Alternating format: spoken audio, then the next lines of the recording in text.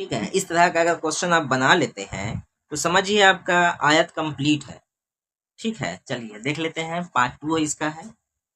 बड़ा वीडियो हो रहा था, 5 मिनट 7 मिनट से ज़्यादा हम नहीं बताते हैं, उतना ही में बच्चा लोग सीख जा रहा है।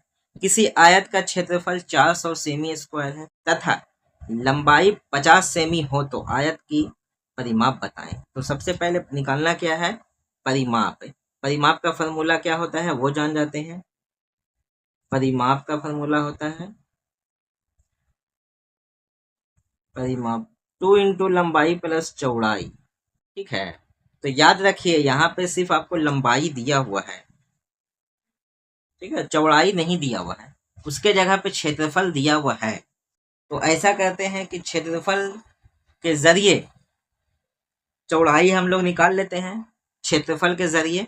तो लिख देते हैं आयत का क्षेत्रफल, आयत का क्षेत्रफल बराबर L गुने B। क्षेत्रफल कितना है 400 सेमी स्क्वायर और लंबाई कितना है इधर 50 सेमी, चौड़ाई नहीं पता है। ठीक है, 400 सेमी स्क्वायर। ठीक है, देखिए 1 सेमी से 1 सेमी तो कट गया। B बराबर 400 सेमी रह देते हैं, लास्ट में लिख देंगे एक ही बार, खाली एक ही सेमी बचा हुआ है। 1 0 से 1 0 5 8 40 यानी कि 8 सेमी। ठीक है, चौड़ाई आपका आ गया है 8 सेमी। ठीक है, लंबाई था 50 सेमी। अब बोला आयत की परिमाप बताएं, तो आयत की परिमाप के लिए आप डायरेक्ट यहीं पर बैठा देते हैं। लंबाई तो 50 दिया हुआ है प्लस चौड़ाई आपका 8 आ गया है, 2 गुने 58। अब गुना कर देते हैं, 8 दूना 16 हासिल 1, 5 दूना 10 अब 1 11। यही हो गया आपका